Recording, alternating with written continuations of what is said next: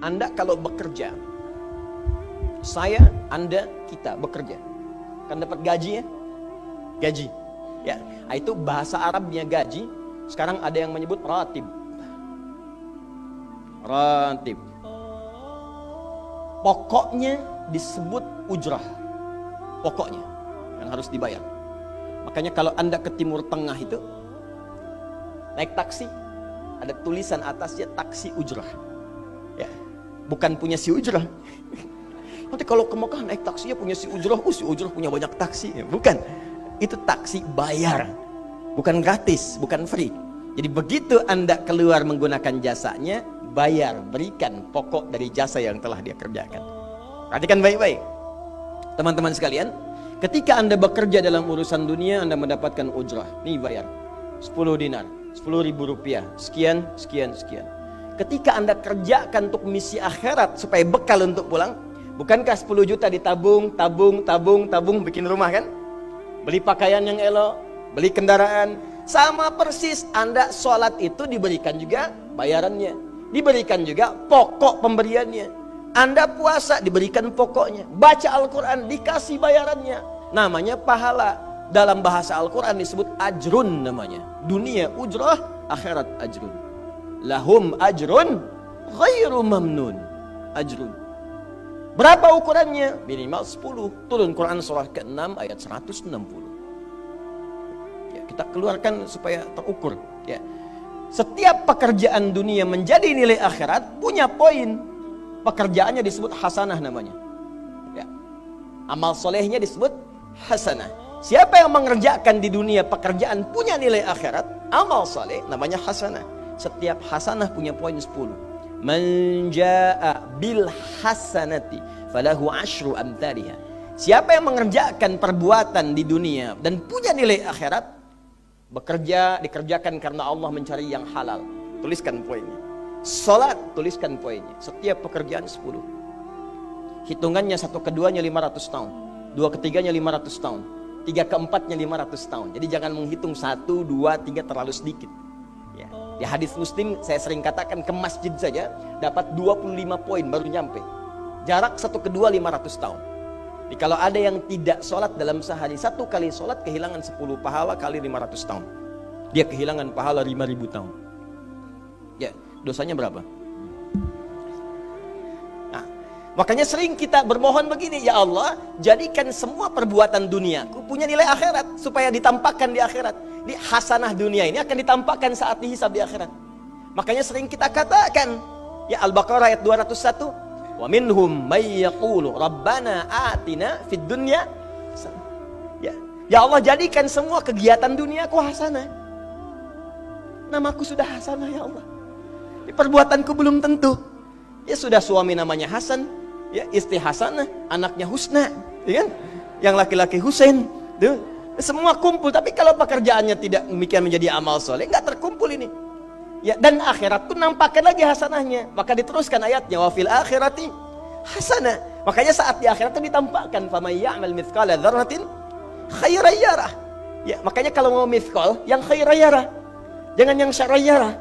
Ya, pada yang baik-baik, miskol tahajud, miskol untuk baca Quran, ya, miskol untuk bisa tilawah, miskol untuk mengingatkan puasa sunnah, itu khairan yarah. Ya, miskol pada yang tidak bagus tinggalkan, itu syarran yarah. Ini balik sini.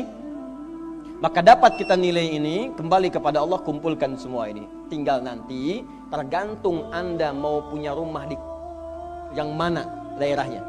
Komplek yang elit di Indonesia, di sini Jakarta ada Pondok Indah. Ada beberapa tempat-tempat yang lainnya, elit kalangannya, Menteng dan seterusnya. Maka di surga pun ada komplek yang elit-elit. Ada Firdaus, ada surga Aden, ada macam-macam. Tinggal Anda cari bekal yang serius, turunkan kemudian ke bumi. Cuman sayang, dari sekian waktu yang Allah berikan disebut dengan ajal, menjadi batasan kita untuk beramal. Setiap kita dibatasi oleh waktu. Seperti Anda pun bekerja dunia, bukankah ada waktunya? Waktu produktif untuk bekerja, setelah itu ada masa pensiunnya. Dalam bahasa Arab, sesuatu yang kita kerjakan dengan batas dan setelah hilang batasnya, selesai aktivitasnya, disebut dengan ajal namanya. Maka Allah membuat ketentuan, kita pun tidak abadi di bumi. Setiap kita punya batas waktu, kalau selesai dinas kita dan pulang kita untuk mempertanggungjawabkan semua yang kita kerjakan di sini. Maka turun Quran surah ke-7 ayat 30 berapa? 4 untuk menggambarkan ini. Walikulli ummatin ajal fa idza jaa ajaluhum la yastakhiruna sa'ata wa la yastaqdimun. Setiap umat seluruhnya tanpa kecuali itu pasti punya batas waktu untuk beraktivitas dan selesai pulang. Aktivitas kita ketika bergerak mencari kehidupan ma'isyah, pekerjaannya disebut dengan asya. Diingatkan kalau harakat fathah turun ke bawah kasrah artinya selesai harakatnya, hilang pekerjaannya. Dari asya menjadi isya. Setiap hari diingatkan kita dengan salat isya. Hei, seaktif-aktifnya Anda, sesibuk-sibuknya akan selesai semua itu dan semua kita akan pulang. Bukankah setelah isya kita terpejam? Itu kan latihan. Makanya dalam doa saat akan tidur jadi disebutkan bisikallahumma amutu wa ahya. Ada riwayat lain ahya wa amut. Riwayat populernya amutu wa ahya. Mungkin malam ini saya pulang, saya meninggal. Makanya saat kita bangun dari tidur kita ucapkan alhamdulillahilladzi ahyana ba'dama. Ada maknya, sementara aja. Satu saat mungkin pulang. Kita nggak tahu di bagian mana yang tidur itu mengakhiri kehidupan kita saat kita pulang. Karena itu serius. Ada saatnya kita pulang. Nah teman-teman, ternyata sudah tahu akan pulang pun masih ada yang tidak memanfaatkan waktu dengan baik. Tanyakan pada setiap manusia ya, dari detik ini, dimulai dengan diri kita manusia kan? Tanyakan pada diri kita, Anda wafat tidak? Anda pulang tidak? Anda meninggal tidak? Kalau sadar pulang, maka cari bekal yang baik. Berarti Allah benar kan? Kata Allah setiap kita akan wafat. Kullu nafsin dha'iqatul maut. Setiap yang punya jiwa meninggal. Bahkan dikasih informasi jelas kok. Yang bawa maut disebutkan namanya malakul maut. Quran surah 32 ayat ke-11. Qul yatawaffakum malakul mautil ladzi wukkila bikum. Disebutkan. Bayangkan ya, kurang jelas apa lagi? Disebutkan punya waktu namanya ajal, akan wafat disebutkan, yang bawa wafat kematiannya disebutkan malaikatnya. Cara wafatnya disebutkan, Quran surah 89 ayat 27 sampai 30. Ya ayyatuhan nafsul mutmainnah, itu yang tenang, yang dahsyat dipukulin malaikat juga ada. Ya, Quran surah 8 ayat 50 itu ada sambil dipukulin malaikat. Ya. Maaf teman-teman sekalian, ini sudah jelas semuanya. Jadi aneh manusia itu. Sudah tahu akan meninggal, tahu ada kenikmatan, ada siksaan, tahu ada surga, ada neraka, tahu ada kenikmatan kubur, ada siksa kubur. Kenapa masih main-main juga? Kenapa nggak dimanfaatkan? Dan dia tahu ada yang menyolatkan, ada yang disolatkan. Apa nggak sempat terfikir ketika Anda wafat siapa yang menyolatkan? Bukankah yang paling indah yang menyolatkan orang yang selama ini kita rawat? Anak yang pernah dikandung, diberikan ASI, dirawat-rawat. Anda menyiapkan apa gitu? Kita menyiapkan apa? Sayang-sayang investasi keluar banyak ketika wafat gak bisa berlaku apapun. Bahkan ada yang sebelum wafat pun sudah dibuang dari keluarganya. Waliyadzubillah. Nah, sekarang dari sekian kegiatan aktivitas kita, berapa yang sudah punya nilai di mata Allah menjadi amal saleh? Sekarang kita ukur. Ya, sekarang kita ukur. Pelan-pelan sebentar ya. Ini rata-rata usia berapa tahun? Oh baik, 40 tahun ke atas ya. Ya. Walaupun atasnya mungkin agak banyak, atas gitu ya, bagian. Nggak apa-apa. Fokus sini ya, edisi kali ini fokus saja. Biarkan saya yang datang, terangkan, tulis, hapus ya. Antum simak aja lah, simak, tulis dengan baik, mau ketawa-ketawa, sudah masuk surga, alhamdulillah. Udah cukup dengan amin, lihat dulu. Ini saya sering sampaikan, ini kita kasih batas standar di Al-Quran aja lah, 40 tahun misalnya. Ya, standar keseriusan beraktivitas. Ya, lihat sini. Konon dalam sebuah penelitian sederhana, manusia itu kalau dihitung-hitung aktivitasnya setengah dari usianya, itu umumnya walau tidak semuanya teralokasikan untuk tidur, beristirahat, tidur. Dari mulai lahir, bayi kecil tidur, dewasa beraktivitas tidur siang, tidur malam, tidur macam-macam, tidur kecapean, tidur ngantuk, tidur lelah, tidur segala rupa, tidur setengah dari usia. Jadi kalau 40 tahun tidurnya berapa tahun? 20 tahun. Baik. Sisanya beraktivitas ya. Nah, itu berapa tahun? 20 tahun. Jadi di sini kalau kita hitung, ya kalau beriman, alhamdulillah kita sholatnya, puasanya, baca Qurannya, tapi juga kerjanya, tertawanya, candanya, macam-macamnya 20 tahun. Dari 20 tahun ini, berapa yang jadi aktivitas ibadah?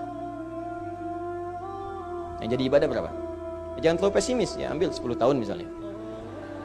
10 tahun ibadah. Nah, jadi di sini adalah sholatnya, baca Qurannya, puasanya, dan sebagainya, sedekahnya, infaknya. Apakah semua ibadah itu langsung diterima? Belum tentu. Syaratnya ikhlas. Wa ma umiru illa liya'budullaha mukhlishina lahuddin. Quran surah 98 ayat 5. Pertanyaannya, dari ibadah yang kurang lebih 10 tahun ini, berapa tahun yang ikhlas? Ya, ambillah tengah-tengahnya 5 misalnya kan. 5 tahun. Ini yang ikhlas, insya Allah. Yang ikhlas kurang lebih 5 tahun. Jadi usia 40 tahun ini, yang produktif amalan yang kurang lebih harapan kita diterima oleh Allah insya Allah 5 tahun. Dosanya berapa tahun?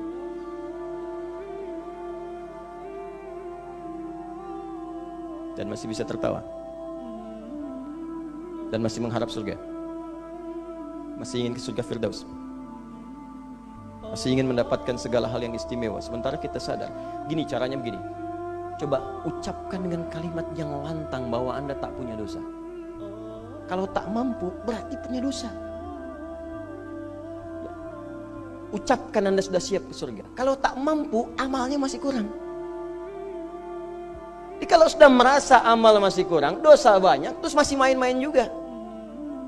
Sudah tahu usia sudah di atas ini, ada yang 50, 60 tahu, waktunya sedikit. Yang kemarin-kemarin banyak yang sia-sia. Jadi kalau yang kemarin-kemarin kurang, masa sisanya masih dikurangi juga? Anda 40 tahun, 50 tahun, 60 tahun. Sekarang anak 4, 5 tahun, bahkan matanya buta, ada laki-laki, ada perempuan, sudah jadi penghafal Quran. 5 tahun hafal Quran. Belum baligh. Dan berharap punya bekal di hadapan Allah. Kemarin sahabat saya, Syekh Ali Jabir, ya, datang ke Bekasi. Cerita tentang Kaila, anak 5 tahun, mata buta. Murajaah hafalan Quran sehari 5-7 juz. Dikatakan oleh beliau, Kaila, apa enggak capek terlalu banyak? Kamu kan punya uzur di hadapan Allah. Allah Maha memahami keadaan kamu. Apa enggak lelah? Saya malu justru kepada Allah kalau kurang daripada itu. Anak 5 tahun mengulang hafalan Quran setiap hari 5-7 juz, dan malu kalau kurang di bawah itu sebagai bekal untuk menghadap Allah. Anda diberikan kesempatan sampai lebih daripada 50 tahun, lebih daripada 40 tahun, lebih daripada 20 tahun. Dan sampai kesempatan itu, sampai hari ini pun untuk baca pun belum punya waktu. Dan Anda mengharap surga, Anda siapa?